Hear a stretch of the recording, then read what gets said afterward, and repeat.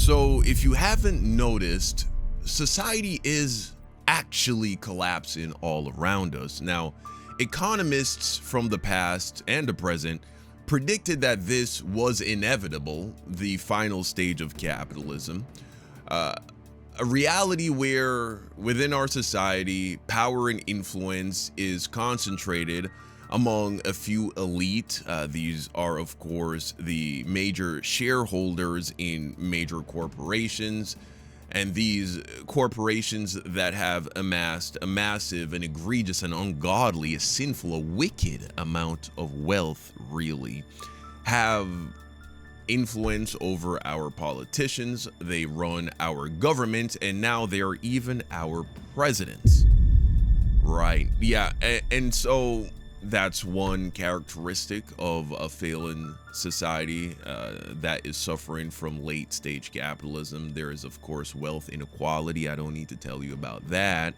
I don't need to tell you about how hard it is to buy a home, right? Something that should be like fundamental and achievable by any average, reasonably responsible person. You shouldn't need to be an exceptional person to be able to buy a home before the age of 50. I don't believe so.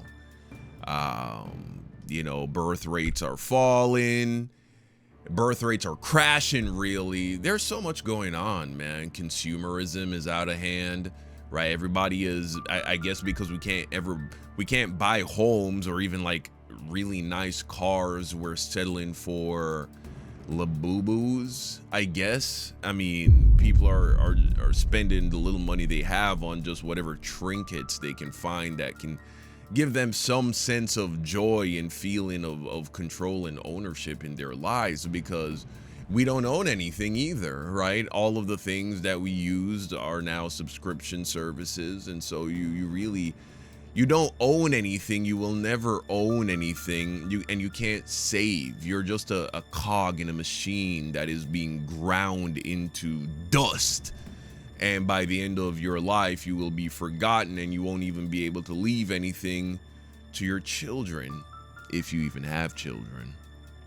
And so there are all these things that reveal to us that society is actually collapsing, and we may be, in fact, at the end of the American empire. But something else that I think exemplifies this, that reveals to us that this is reality, is the rise of Looksmaxxing, the ideology of Looksmaxxing, and people like Clavicular. And to explore this concept, this topic, we're going to be taking a look at this video right here, coming to us by this channel named Elrod.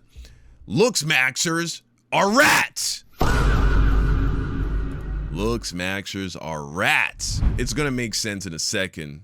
Right, we're going to be talking about Mouse Utopia. If you've never heard of Mouse Utopia, it's an interesting experiment, and you're in for a treat. What is the root cause of Looksmaxxing?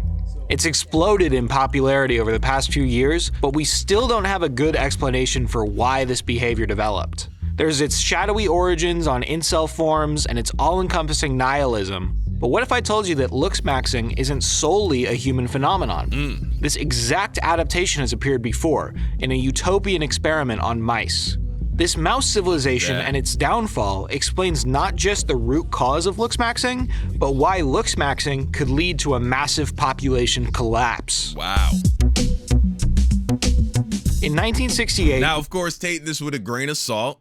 Humans are not rats, we are not mice, but there is a reason that we do use mice in a lot of experiments to predict how something might play out in the human species. So there are some interesting parallels between how mice operate, both socially and how their brains are wired, and how humans are wired neurologically and how we operate within society. But we're not exactly the same, so take it with a grain of salt. Still very interesting idea we're about to explore here.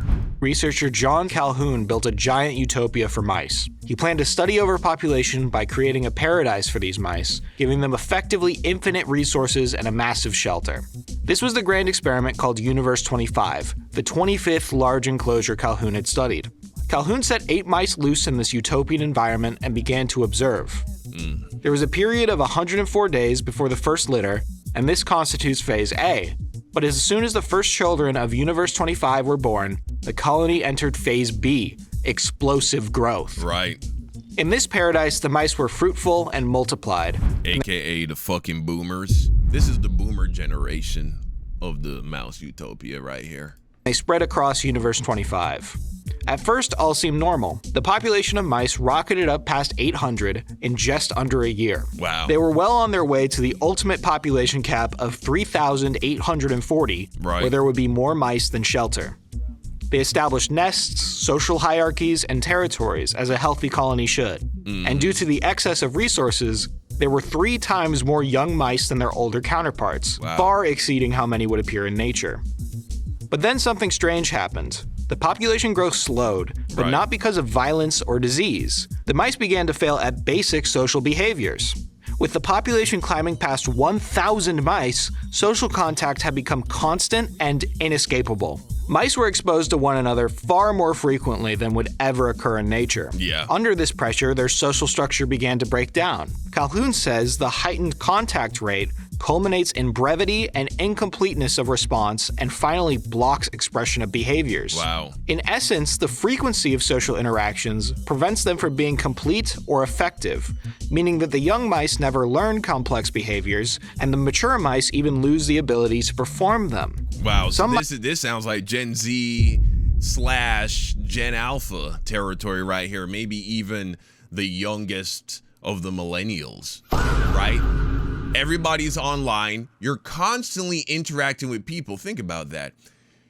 In the real world, prior to social media, you would only ever conversate with, what, at most a few dozen people in a day, and that's a lot. That's like if you're going to school and you're interacting with a bunch of different classmates, and even the few dozen is a lot. You probably only spoke to like a dozen people, like in any significant way besides a hello and a goodbye. Right? But you had conversations, you spoke to them. Now you might talk to like less than 3 people in a day. Most of them probably you live with, unless you go to work, and then there you're probably still only conversing with a couple of people, and that's only because you have to. But then you go online and you're interacting with hundreds of people. You're reading the comment section, you're listening to people talk on YouTube, maybe you're active in some kind of online chat room, and so you're having all of these like interactions, but they're not real interactions. You're not really communicating the way you would if you were communicating with that person in real life, right? It's like every person, you've heard every influencer say it, right? They will see some of the craziest takes in their comment section, but yet every time they ever meet a person, it's always, you know, at the very least cordial. It's never like mean or nasty. I've never had a nasty experience with a person that I've met. And I've been in situations where like I've gone to DreamCon and interacted with, you know, I've shaken over 100 hands in a day. And, you know, nobody, even people who are like, you know what I'm saying, maybe disagree with me on some things. No negative energy though, right? Because the way we interact online these aren't real interactions. That's what this sounds like right here. Mice withdrew from interaction almost entirely. The low-status males engaged in erratic aggression, not against high-status mice for their resources, but against each other. These fights seemingly had no goal, like taking territory or impressing a mate, as neither had any resources to take. More complex social behaviors that So that's bickering in the comments section, fighting for nothing. What do you win at the end of the day? Nothing. Normally developed through stable interaction. Or getting into online debates in chat rooms. All right, this is a very common thing, especially in like religious or political chats. You get into actual Discord confrontations with people where you're arguing for hours, and then at the end of it, nobody has gained anything. You haven't gained any notoriety. You haven't gained any money, any status. You haven't gained anything. You haven't even vanquished your opponent. They're in the chat room the next fucking day like the previous conversation never even happened. You're fighting for nothing. Failed to appear. Maternal behavior was especially affected. Females became erratic or indifferent toward their offspring. Wow. Some abandoned their young entirely, while others failed to protect them. Infant mortality rose sharply, despite the abundant resources. The mice were not deprived of space or food, but psychological distance. Continuous interaction overwhelmed the social structures that normally regulate behavior. Right. On day 560, the population stopped increasing altogether. Very few infants survived past weaning, and then eventually none at all. The amount of deaths matched the amount of births, and to make the situation worse, the female mice stopped conceiving entirely. Wow. But the maladaptions didn't stop with the failing maternal behavior. A bizarre social archetype emerged in this failing civilization. They were the young male mice Calhoun called the beautiful ones. And we are now below replacement. More people are dying than there are people being born, right? We are, at the very least, I don't know if it's hit that point yet, because a lot of these boomers are holding on for dear fucking life. But essentially, we're entering into a space where we have far more old people than we do young people. Never engaged in sexual approaches towards females, and they never engaged in fighting, and so they had no wound or scar tissue. Thus, their pelage remained in excellent condition. Wow. Their behavioral repertoire became largely confined to eating, drinking, sleeping, and grooming, none of which carried any social implications beyond that represented by contiguity of bodies. Wow. Most of the last half of the population born in the 16-cell universe were fully or largely like these non-producing females and these beautiful ones. As the more functional mice began Very interesting that it was the males that became obsessed with grooming themselves, and again, we're seeing that with Looksmaxxing, and we're also seeing the women, a lot of women, not all, obviously, probably not even anything close to a large minority, but you are seeing women embracing, I don't know how else to describe it, but they don't care to try and look hot or sexy or pretty. They just don't, they're not even trying a lot of the times. enter old age, the cohort of beautiful ones and non-reproducing females were the only mice remaining fertile. Since they failed to develop the faculties to reproduce, the mouse utopia entered a death spiral. Wow. No new mice were born, and the population collapsed.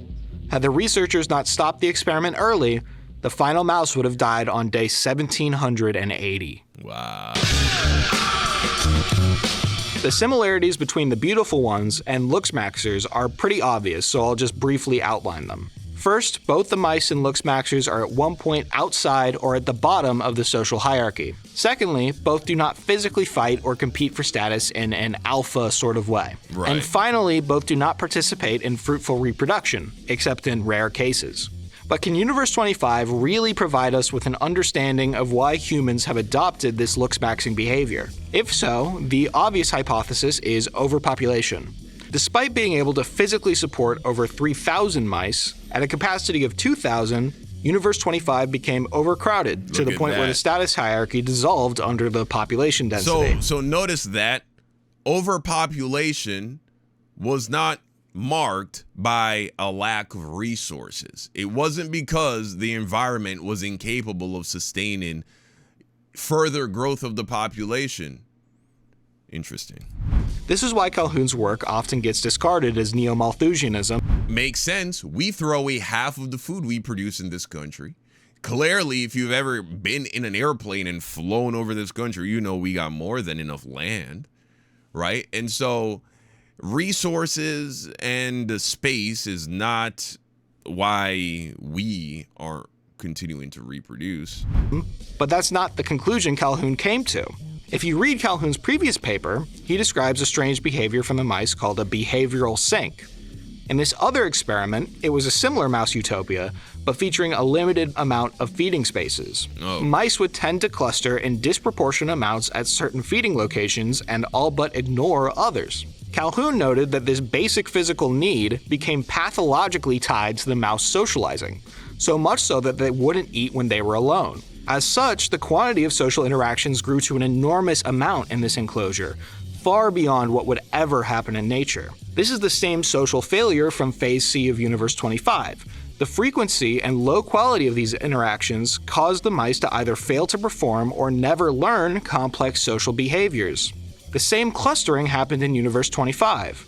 If you look at this chart, you can see the mice clustering towards the bottom left section of the universe and underpopulating the top right. This bizarre distribution and the subsequent social stress is what Calhoun concludes causes the rampant socialization problems. But how does this apply to the young men of today? Aren't we all atomized and isolated, so we don't have this immense amount of social interactions? Since we're alone in our bedrooms at our gaming PCs, wouldn't social stress not be a possible reason for the looksmaxxing behavior? Right. What if I told you that being alone doesn't mean you're not socializing? We may not be physically socializing, but we're socializing more than any other time in human history.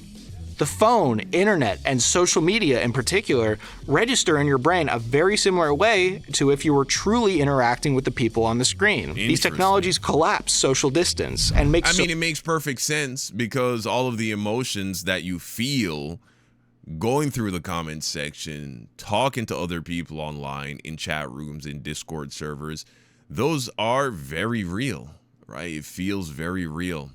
Social withdrawal near impossible, the same way Universe 25 did. No matter if you live deep in the woods, you can still live in a crowded enclosure. Wow. From Marshall McLuhan in Understanding Media, in the electric age, our central nervous system is technologically... Always getting notifications. Ooh, this YouTuber just dropped. This person just liked your picture. Oh, this person just commented on your story. Oh, this person just sent you a DM. This person just retweeted your retweet. It's like, oh my God, it's constant stimulation, constant social interaction. It's true. Extended to involve us in the whole of mankind and to incorporate the whole of mankind in us. The globe is no more than a village. Electric speed in bringing all social and political function together in a sudden implosion has heightened human awareness to an intense degree. Right. In other words, your body can't tell the difference between an overcrowded enclosure and your social media feed. The density and the subsequent social interactions are crushing, even if there are no physical bodies surrounding you. This point is critical to understand if you're going to survive the modern age. You don't look at the phone screen, computer monitor, or laptop. You look through them. Our senses are extended through the screen. Right. These online social interactions are as real as talking to someone in real life, and because of their digital quality, they can come at you way faster and way denser than you could ever experience in nature. Social stress is as omnipresent in modern man as it is in the mice of Universe 25. And looksmaxxing is just one of the maladaptions we're seeing emerge. So does this mean we're doomed to suffer the same experimental conclusion? Yes. Society must collapse before it can be reborn. Fertility is collapsing. We are not replacing our population. For the first time in industrial civilization, the Western world's population pyramid has inverted. So are we truly entering a population death spiral? Not necessarily, because humans are a little different from mice. Right. Despite existing under the same conditions and pressure, we have the agency to deal with it differently. Despite someone like Cavicular nearly castrating himself and his... Yeah, I guess that is the big difference, right? Rats don't understand. They can't peer into the future. They can't take a look at patterns and say, hey, maybe we ought to do something about this because our entire civilization is going to go extinct, essentially, and we're all going to die and there will be no one left after us. But also, even if rats could think like that, would they even stop it? Would they even care? It's kind of a narcissistic trait. Maybe narcissistic is being misused there, but, you know, humans have this kind of self-important frame mentally where we believe we're supposed to go on forever, where we believe that humans are above suffering the same fate as all the other species of animals that have gone extinct on this planet, including other humans, right? Because we're Homo sapiens, Homo sapien, I think is the specific term, something like that. We're Homo sapiens, but you've heard of the Neanderthal, and there are others as well, other humans that didn't make it, right? White people actually have a little bit of Neanderthal DNA in them, not to any great degree. It's like less than 1%. It's something like point something percent, but it's just evidence that there were others, is the point I'm making. It's evidence that there were others. And so, right?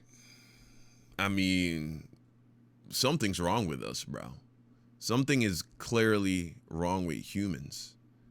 Maybe we are supposed to be phased out and be replaced with AI. Maybe AI is the next step on the evolutionary ladder for consciousness, for the universe's ability to observe itself. Up until now, humans may have been the only self-aware component of the universe that observes itself. But we are so tragically flawed, clearly. So hateful, so mean, so self-destructive. Yeah, maybe our AI offspring will be better. Journey to ultimate beauty, he can eventually settle down with a girl whenever his fame ebbs and hopefully have a fruitful relationship. A human Looksmaxxer can always choose to merge into normal institutions, traditions, and social structures, and he's generally better off for his Looksmaxxing journey than he would be otherwise. It's difficult due to the neurosis of Looksmaxxing, but unlike the mice, the humans always have a choice. The criticism of Looksmaxxing often ends up as a wanton disavowal of self-improvement. There's this idea that Looksmaxxing produces an artificial, undeserved beauty and should be maligned, but that's not true. The real problem is that the self-improvement is so focused on vanity instead of a holistic improvement of these guys' lives. To the aspiring Looksmaxxers out there, you should definitely go to the gym and eat well and try to look good, but you can move through the status hierarchy more effectively by cultivating other status markers like money, accomplishments, or social circle. Even if you decide to go all in on Looksmaxxing, once you've achieved the level of social acceptance you're looking for, it's important to merge into normal institutions and traditions. If you continue to reject the social hierarchy while simultaneously putting all your effort into conquering it, you end up like the classic pickup artists of the mid-2000s. Sad, old. Here's the thing. Here's the problem. There's nothing wrong with Looksmaxxing as a pursuit, making yourself look better. It's the fact that along with it is this black pill, red pill culture that is tied to it. Looksmaxxing in of itself, the things you do to Looksmaxx really shouldn't take up more than an hour or two of your day if you're going to include, let's say, going to the gym as a part of your Looksmaxxing protocol. But once you get your hair cut, for instance, your hair is cut, right? You won't have to go back to the barber for another 2 or 3 weeks. How long does it take you to wash your face? You see, the pursuit of Looksmaxxing is just removing the things, the actual like act of making yourself look better, is removing the things that are hurting you, the bad food, the lack of a skincare routine or regimen, the poor sleep, right? Not wearing sunscreen, these various things. You fix these things and now they're fixed and they just become a part of your daily routine. This pursuit in of itself does not necessitate you taking on some kind of black pill weird ideology where you hate women or you become a racist, right? Which seems, these things seem to go hand in hand with the Looksmaxxing culture. And so, yeah, Yeah, man, just be a normal, empathetic guy, but give a fuck about the way you look. It's very simple. But yeah, man, that's the situation. But very interesting, the parallels between Mouse Utopia and our society, and being able to see how social media and internet communication, as far as our brains go in terms of interpreting those interactions, is practically the same as having to interact with 100 people every day, 100 different people every day. But you're not just interacting with these people, they're talking to you and sharing opinions on very controversial topics, right? Because even if you interacted with 100 people in real life, more than likely, what are you going to talk about? The weather, the news. Oh, ain't that shit crazy? Oh, how are the kids? How have you been? Oh, you were sick last week with some kind of crazy flu? You know, that's crazy. I did hear something was going around. That's what conversation in the real world is like with people for the most part. But on the internet, you're talking about racism, you're talking about fascism, you're talking about white erasure, you're talking about fucking feminism or misogyny. You're talking all of these very contentious, fiery topics, and with complete strangers who are anonymous for the most part, and so they hold nothing back. Yeah. This does a lot. This must weigh on the mind quite a bit. So, interesting shit, man. What's the major takeaway from this? Get the fuck off the internet, man. You know, don't just be on your phone mindlessly all day. Take breaks at the very least. You know what I'm saying? Like, you should have at least a few moments in your day where you intentionally, like, lock your phone screen, maybe put your phone in a drawer or leave it in another room. Go for a walk. You know what I mean? Run an errand. I know. The thought of running an errand, leaving your phone at home, what the fuck? But guess what? Once upon a time, nobody had cell phones. Once upon a time, people left their house every day with no way to communicate to anybody else besides the people who are in their immediate vicinity, bro. Those are the only people you could talk to. And then came like landlines, and you had to call somebody and hope that they were near to their landline. That was like the best we had for a very long time. And then, of course, you know, it continued into pagers and then cell phones, blah, blah, blah. But the point is, you can do it, bro. Your parents had to do it more than likely. Shit, depending on how old you are, you can remember when you actually did do that for a little bit, right? And so, yeah, man, leave the house without your phone every once in a while. Just to run it. Go to the supermarket without your phone one day. You know what I'm saying? Yeah, take a drive with the radio off. Just be in silence for a little bit. Just do these things throughout the day. But that's the video, guys. You let me know what you think in the comment section down below. Thank you for watching, and until next time, peace out.